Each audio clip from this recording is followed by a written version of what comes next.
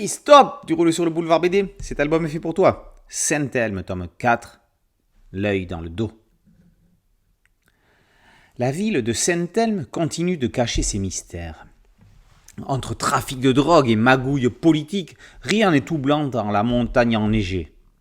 Philippe Sangaré et Dombre ont sorti Franck de l'hôpital et l'ont amené à la vache brûlée. Dans un chalet isolé, Roman et Paco découvrent Cathier, une jeune fille terrorisée que, dixit, un monsieur a sauvé des méchants.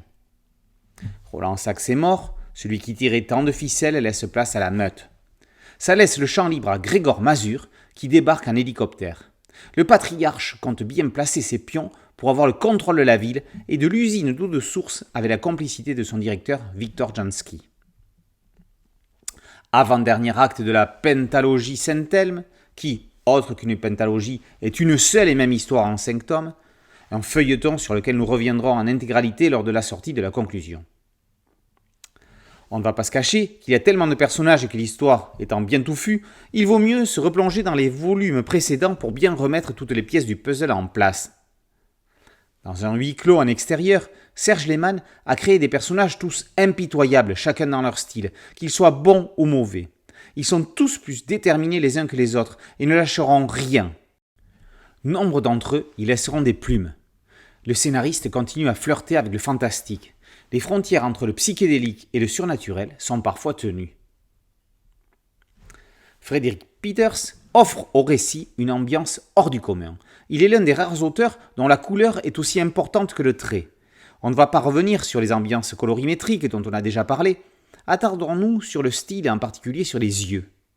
Il y a les yeux bleus de Mazur, bordés par ces rides profondes d'un vécu sans concession.